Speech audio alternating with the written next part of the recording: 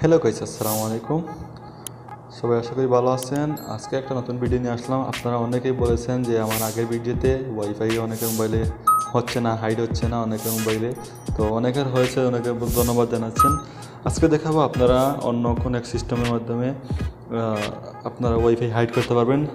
আগে যে সিস্টেমটা করেছেন, আজকে দেখাবো দুইটা সিস্টেমের মাধ্যমে আপনারা ওয়াইফাই হাইড করতে পারবেন। তো আপনারা আমার চ্যানেল নতুন হয়ে থাকেন অবশ্যই চ্যানেলটা সাবস্ক্রাইব করে দিন। আমি অনেকদিন ধরে ভিডিও আপলোড করি নাই, আপনাদের রিকোয়েস্টে আবারও ভিডিওটা করতেছি। সো আপনারা ভিডিওটি দেখতে থাকেন।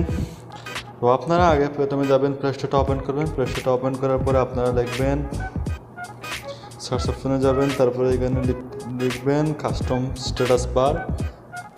এটা লেখার পর দেখতে পারবেন এরকম একটা অ্যাপস আসবে। তারপরে এটা ডাউনলোড করে ইনস্টল করে নেবেন। ডাউনলোড করে ইনস্টল করা হয়ে গেলে তারপর ওপেনে ক্লিক করবেন। ওপেনে ক্লিক করার পর এরকম একটা ইন্টারফেস চলে নিয়ে আসবে, ডাইরেক্ট হোম ইন্টারফেস চলে নিয়ে আসবে।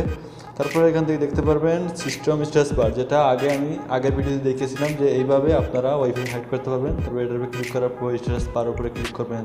তারপরে দেখতে পাচ্ছেন ওয়াইফাই, তো এখানে হাইড ক্লিক করার পরে দেখতে পারেন উপরের দিকে ওয়াইফাই হাইড হয়ে গেছে। তো এটা আমি প্রথম গত পর্বে দেখিয়েছিলাম অনেক টাইপের মাধ্যমে, গত ভিডিওতে দেখিয়েছিলাম। তো এইটা অনেকের কাজ করতেছে না। তো আমি এখন অন্য সিস্টেমে দেখাবো যে আপনারা বর্তমান যে অ্যাপ আছেন এই অ্যাপ দিয়ে আবার এই সিস্টেমটা অন করতে পারবেন। তো আমি বর্তমানে এটা চালু করে দিতেছি। এটা চালু করা হয়ে গেলে দেখতে পাচ্ছেন অলরেডি চালু হয়ে গেছে। তারপর ব্যাক করে দেবেন। তারপর এখানে দেখতে পাচ্ছেন স্টার বাটন, এখানে ক্লিক করবেন। এখানে ক্লিক করার পরে কিছু এগ্রি চাইবে, এগুলা অ্যাকসেপ্ট করে দিবেন। তারপরে এগুলা ক্লিক করে অ্যাকসেপ্ট করে দিবেন। তারপরে নিচের দিকে আসবেন। নিচের দিকে আসার পর দেখতে পারবেন এই যে কাস্টম স্ট্যাটাস বার, এটাতে ক্লিক করে এগুলো চালু করে দিবেন। এটা চালু করা হয়ে গেলে ব্যাক হয়ে যাবেন। তারপর দেখতে পারবেন এখানে স্ট্যাটাস বার, এখানে ক্লিক করবেন। এখান থেকে স্টাইল চেঞ্জ করতে পারবেন। তো দেখতে পাচ্ছেন এনাবেল কাস্টম স্ট্যাটাস বার, তো এখানে ক্লিক করবেন। এটা ক্লিক করার পর এলাও করে দিবেন। তারপরে এটাকে এলাও করে দিবেন এখান থেকে।